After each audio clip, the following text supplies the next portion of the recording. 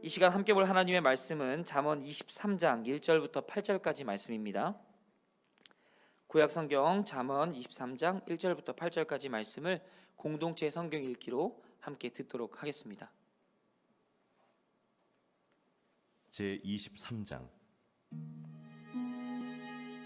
내가 관원과 함께 앉아 음식을 먹게 되거든 삼가 내 앞에 있는 자가 누구인지를 생각하며 내가 만일 음식을 탐하는 자이거든 내 목에 칼을 둘 것이니라.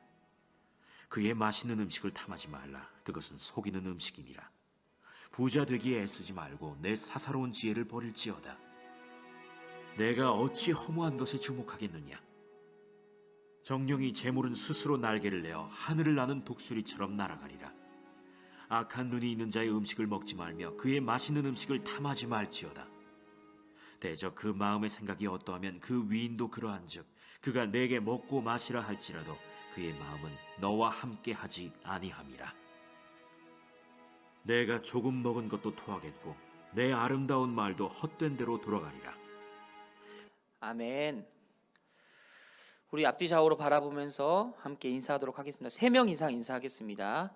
하나님의 이름으로 사랑합니다. 3분 이상 인사해 주십시오. 가능하면 아이 컨택도 해주시고요. 눈을 마주치고 이야기해 주시면 감사하겠습니다. 어색하시죠? 초등부에서는 항상 이렇게 인사합니다. 너무 사랑이 느껴지지 않나요? 오늘 같이 우리 잠언 말씀을 봤는데요. 설교 시작하기 전에 오늘 제가 이 본문 페이퍼를 좀 리딩을 하다 보니까 페이퍼에서 눈을 한 번도 안 떼고 읽기만 했는데 12분이 걸리더라고요. 근데 제가 12분 동안 이걸 읽으면 아마 아무것도 안 들어올 것 같아서 조금 15분 정도까지 최대한 늘려서 천천히 읽어보도록 하겠습니다. 제 나름대로는 천천히 읽는데 느끼시는 분들은 왜 이렇게 빨리 읽지? 이렇게 느끼실 수 있거든요. 지금도 굉장히 천천히 읽고 있다는 걸 감안하고 놓치지 않도록 잘 들어주시길 부탁드립니다. 오늘 잠언 말씀을 읽다 보니까 우리가 살아가면서 가장 중요하게 생각하는 게 무엇인가, 또 꼭 필요한 것은 무엇인가 좀 생각을 하게 됐습니다. 당연하게도 의식주가 생각나죠. 먹고 그리고 잘 곳이 있는 것, 또 입을 것, 이게 가장 살면서 필요한 겁니다. 사람들은 의식주를 굉장히 많이 신경 쓰는데요. 이것은 생존과 직결되어 있기 때문에 이 의식주가 굉장히 중요하다고 이야기합니다. 근데 시간이 지나다 보니까 이 의식주는 생계와는 조금 더 거리가 멀어지고 우리의 삶에서 우리의 삶을 나타내는 하나의 지표가 되지 않았나 싶습니다. 삶이 조금 여유로워지면 이 의식주는 보여지는 것들로 변질되기 시작하는데요. 외부로부터 나를 보호해주고 막아주는 옷은 유행 혹은 패션이라는 이름으로 남들에게 보여지게 됩니다. 또 생존을 위해 먹어야 했던 음식들은 어느 순간 나의 입맛, 미각을 자극하는 미식이라는 이름으로 변하고요. 외부로부터 우리를 안전하게 보호해주는 집은 어느 순간 그 사람의 재산이나 사회적 지위를 나타내는 척도가 돼버린 것이 현재의 현실이 아닌가 싶습니다. 시대가 좋아질수록 이 의식주는 생계를 떠나서 그 사람을 나타내는 하나의 표현 혹은 유행의 하나의 척도가 되어버립니다. 우리가 사는 시대가 그런 시대가 되었죠. 어떤 것을 먹을까? 직장인들의 가장 큰 고민이죠. 오늘 점심 뭐 먹지? 이게 가장 큰 고민이라고 합니다. 점심시간에 뭘 먹을지 회의하는데 30분 이상 걸린다고 해요. 또 어디에 살지, 어느 곳에 살지, 무엇을 입고 살지, 이런 것들이 많이 고민되는 시대라고 합니다.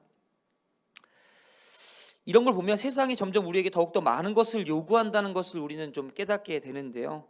더 많은 것을 가지고 더 많은 것을 자랑하라고 세상은 계속 이야기합니다. 우리는 더 많은 것을 가지려고 하고 그 가진 것들을 남들에게 보여주며 우리는 어떤 사람이라고 드러내고 싶어 한다는 거죠. 현대인들 중에 특히 젊은 사람들은 이 SNS를 통해서 자신을 드러내길 좋아한다고 합니다.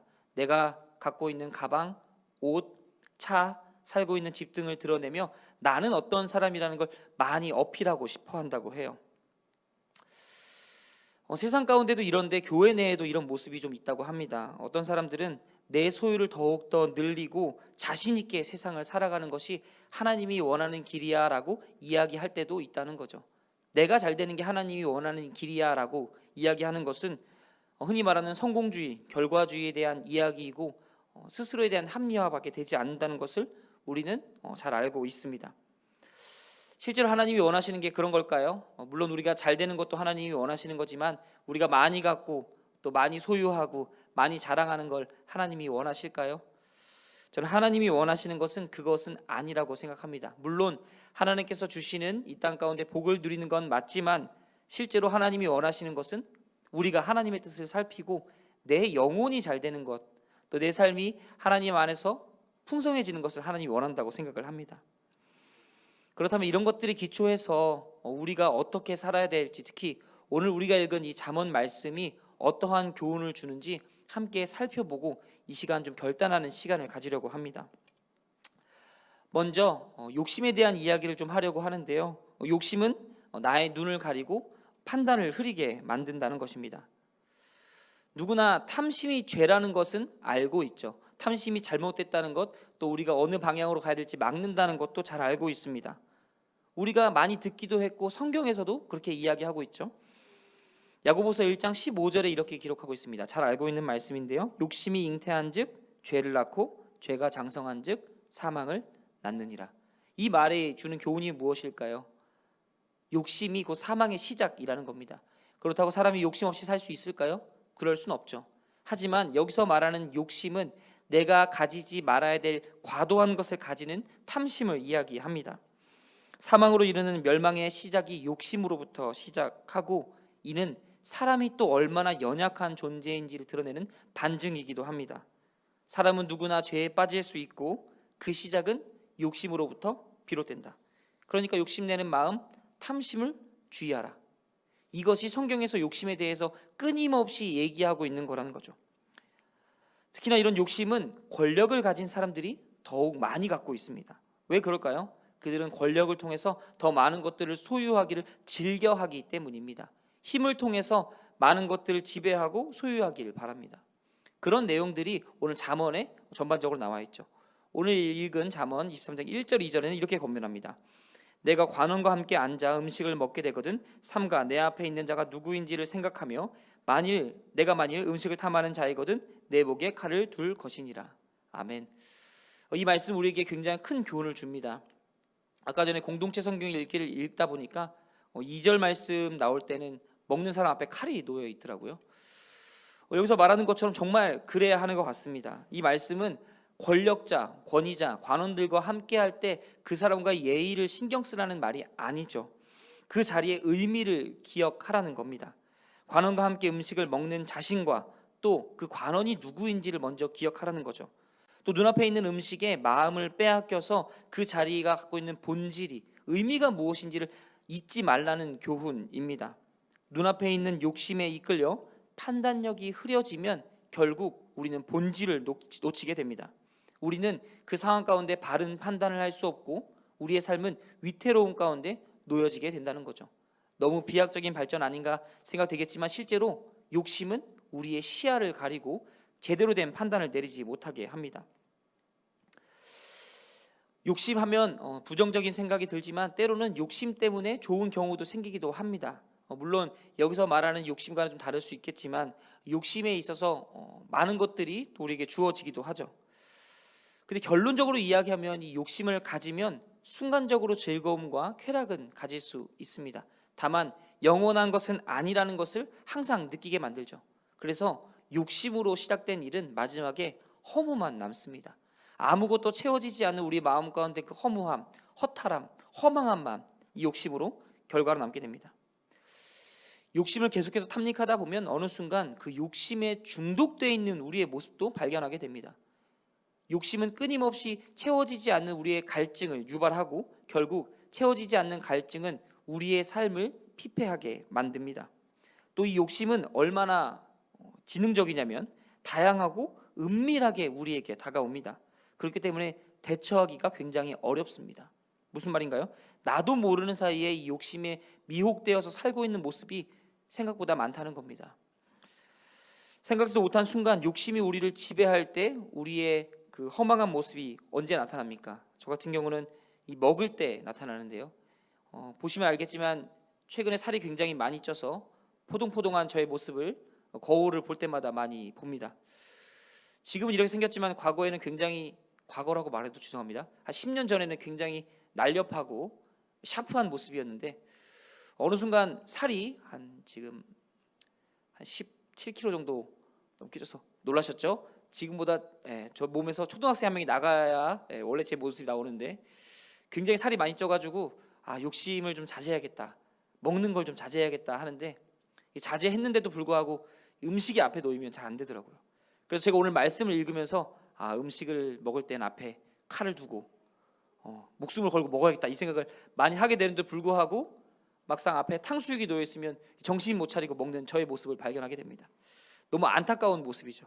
그런 저의 모습을 보면서 사람이 이처럼 연약하구나, 자신이 좋아하는 것 앞에서 이렇게 무너지는구나를 많이 뼈저리게 느낍니다.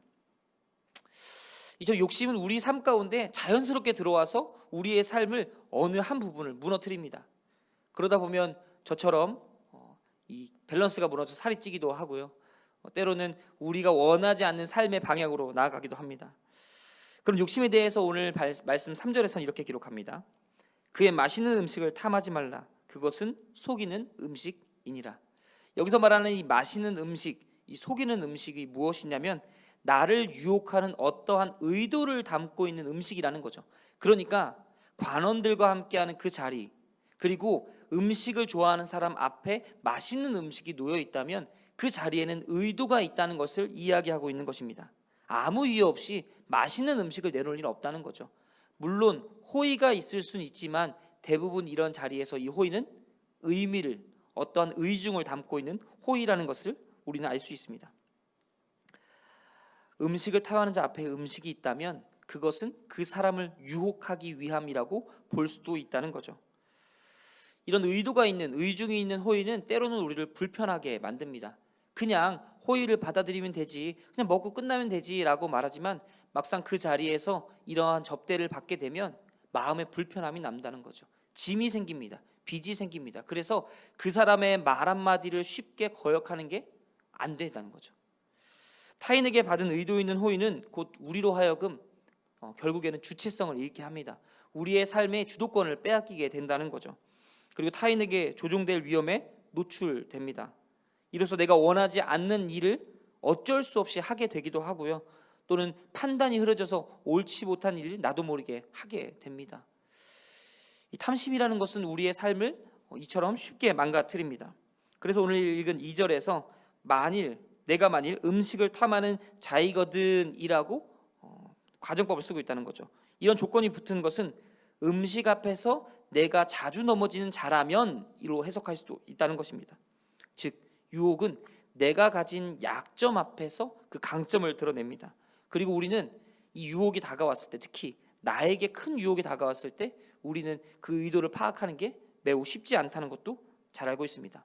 바꿔 말하면 돈에 약한 사람은 돈이 앞에 있으면, 이익이 앞에 있으면 쉽게 무너지고 유혹당합니다. 친구에 약한 사람들은 관계 속에서 이 삶이 무너지는 걸 볼 수 있어요. 쉽게 말하는 예스맨들도 이런 경우가 많이 있죠. 또 일에 집중하는 사람, 워커홀릭이라고 불리는 사람들은 일 때문에 넘어지는 경우도 굉장히 많습니다. 일 때문에 삶을 무너뜨리는 상황도 많이 발견하게 되죠. 이처럼 우리 앞에 유혹이 있을 때 우리는 한 가지를 떠올려야 합니다. 이게 내 약점이구나. 이것을 항상 기억해야 한다는 거죠. 나를 유혹하는 이 유혹들은 내 앞에서 은밀하게 자연스럽게 다가와 있습니다. 그리고 우리가 생각하지도 못하는 그 사이에 어느 순간 우리를 잘못된 방향으로 이끌어 간다는 거죠. 그래서 우리는 내가 좋아하는 것 앞에서 더욱 긴장하고 민감하게 반응해야 합니다. 그렇지 않다면 우리는 이 약점에 이끌려서 미혹돼서 어느 순간 우리의 모습이 죄 안에 있다는 것을 발견하게 되죠. 그래서 잠언 기자는 6절처럼 권면합니다. 악한 눈이 있는 자의 음식을 먹지 말며 그의 맛있는 음식을 탐하지 말지어다. 이게 무슨 말입니까? 우리의 삶 가운데 유혹이 있다면 그것을 탐하는 마음을 버리도록 애쓰라는 겁니다. 유혹에 있을지라도 그것을 버리고 그곳으로 나오라는 이야기인 거죠. 사랑하는 성도 여러분, 오늘 잠언의 교훈을 꼭 기억하시길 바랍니다. 눈앞에 나의 약점이 있다면 나를 정비하고 민감하게 대응할 수 있도록 우리는 삶에서 지극히 연습해야 됩니다. 지속적으로 계속해서 이 약점을 연습해 가야 합니다. 약점이 드러났을 때 우리는 민감하게 이게 내 약점이구나라는 걸 알아차릴 수 있도록 먼저 준비해야 된다는 거죠. 내 앞에 있는 나의 연약함이 곧 위기의 순간임을 잊지 말고 잘 준비하는 성도님들 되시길 바랍니다. 두 번째는 악인들은 헛된 곳으로 우리를 유혹한다는 겁니다. 그래서 그럴 때마다 우리는 더욱 지혜를 구해야 합니다. 바른 판단을 할 수 없는 우리가 어느 순간 유혹에 미끌려서 그 죄 중간에 있을 때, 가운데 있을 때 우리는 바른 방향을 찾는 게 쉽지 않음을 알고 있습니다. 죄는 우리를 속이지만 정신 차려보면 우리가 죄에 속았다는 것 자체도 잊게 된다는 거죠. 오늘 7절에 보시면 대저 그 마음의 생각이 어떠하면 그 위인도 그러한즉 그가 내게 먹고 마시라 할지라도 그의 마음은 너와 함께하지 아니함이라 라고 이야기합니다. 무슨 말입니까? 우리를 식탁에 초대한 그 사람, 모임에 초대한 그 사람에게 어떠한 의중이 있다면 우리의 마음과 같지 않다는 거죠. 우리는 그것을 호의로 받아들이고 그 자리에 함께 했지만 그 사람은 또 다른 의중을 가지고 우리에게 접근했다는 겁니다. 그 모임에는 다른 의도가 숨겨져 있다는 거죠. 우리가 좋아하는 음식이 있고 우리가 좋아하는 돈이 있고 우리가 좋아하는 친구들이 있고 우리가 좋아하는 일들이 그곳에 있다면 우리는 그곳에 어떠한 의도가 있음을 항상 염두에 두어야 합니다. 왜냐하면 원수들은 그 마음에 오직 자신의 이익만 추구하기 때문입니다. 다른 사람의 피해나 고통은 생각하지 않고 자신이 가질 그 이익에만 집중하고 있기 때문에 우리는 그곳에 들어가는 그 순간부터 유혹 그리고 피해를 받게 됩니다. 이러한 말씀에 대해서 잠언 26장 24절에는 이렇게 기록하는데요. 원수는 입술로는 꾸미고 속으로는 속임을 품나니라고 말합니다. 그 입술과 말과 행동은 나에게 호의적으로 보이나 그 사람은 언제나 나를 넘어뜨릴까, 어떻게 나를 넘어뜨릴까 고민하고 있다는 겁니다. 타인의 불행을 자신의 행복으로 여기는 사람들, 그들은 하나님의 사람을 넘어뜨림에 그 어떤 거리낌도 없고 불편함도 양심의 가책도 느끼지 않습니다. 결국 원수와 함께한 식탁의 자리는 헛되고 의미 없다고 오늘 잠언에서는 이야기합니다. 8절인데요. 내가 조금 먹은 것도 토하겠고 내 아름다운 말도 헛된 대로 돌아가리라. 아무런 의미가 없다는 거죠. 그곳에 모였을 때에는 즐겁고 행복할 수는 있으나 막상 그 자리가 끝나면 그 자리의 의중을 알게 되면 지금까지 했던 모든 것이 다 의미 없다는 겁니다. 맛있는 음식도 서로를 칭찬하던 좋은 분위기도 서로에게 좋은 눈빛과 또 좋은 제스처를 보이는 것도 아무런 의미가 없다는 거죠. 즉 아무것도 바뀐 건 없습니다. 내가 맛있는 음식을 먹어도 결국 토하게 되고 그동안 좋은 이야기와 말들은 악인들의 의도가 성취되었을 때 허무한 것으로 돌아가게 됩니다. 그동안의 좋은 이야기들은 다 공수표와 같이 아무런 쓸모없는 것이 되죠. 잠언은 이러한 것들이 어디서 기초하는가 다시 한번 우리에게 설명을 해주고 있는데요. 오늘 읽은 본문 4절과 5절에 이렇게 기록되었습니다.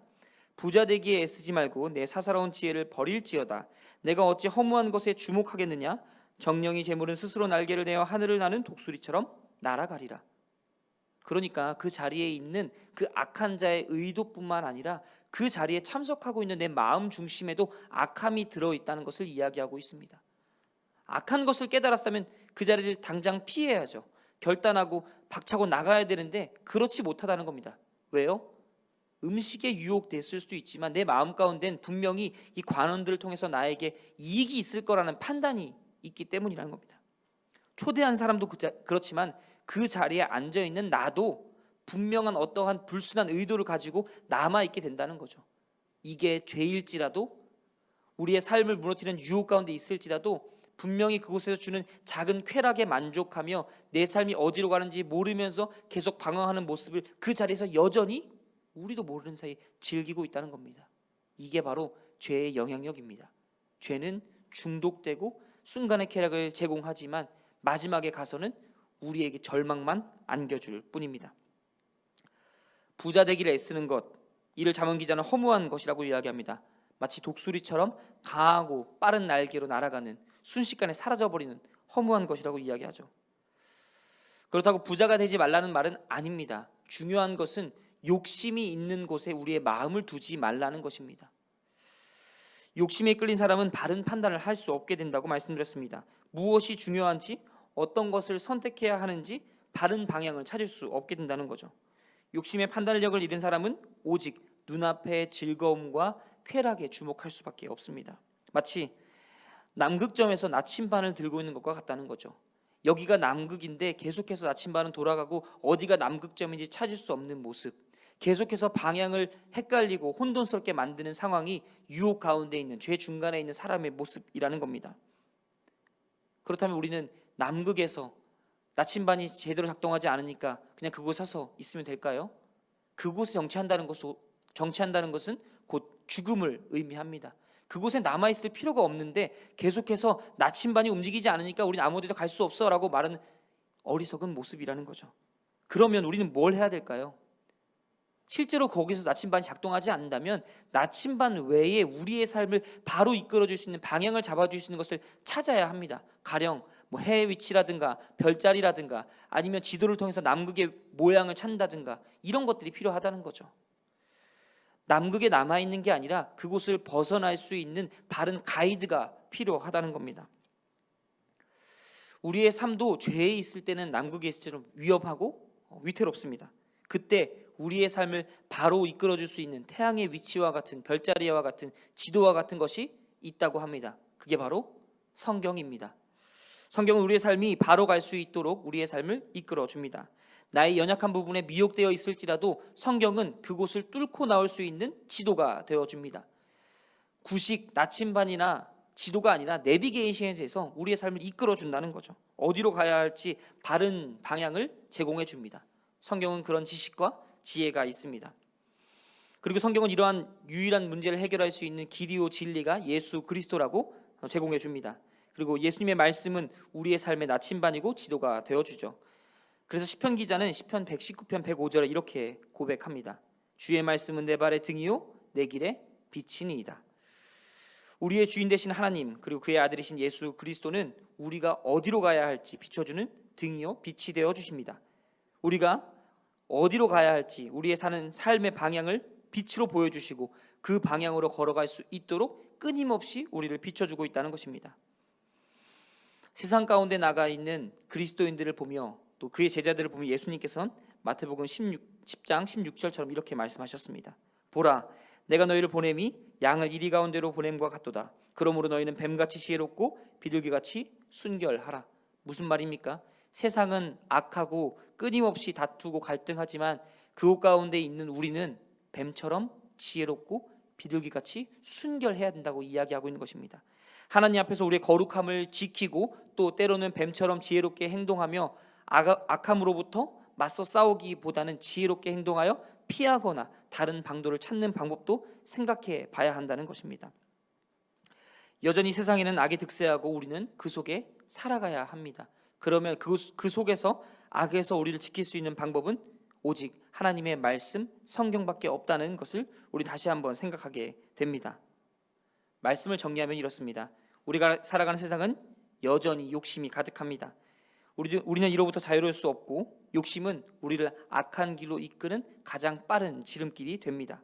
그렇게 우리는 유혹에 빠지지 않도록, 욕심에 이끌리지 않도록 우리의 삶을 더욱더 지혜롭고 순결하게 만들어야겠죠. 그리고 그것은 성경 안에 있습니다. 비록 나는 연약할지라도 나를 지키신 하나님께서 나의 삶을 주관하심을 신뢰하며 더욱이 순결하고 지혜롭게 이 삶을 살아가는 모든 성도님들 되시기를 간절히 소원합니다.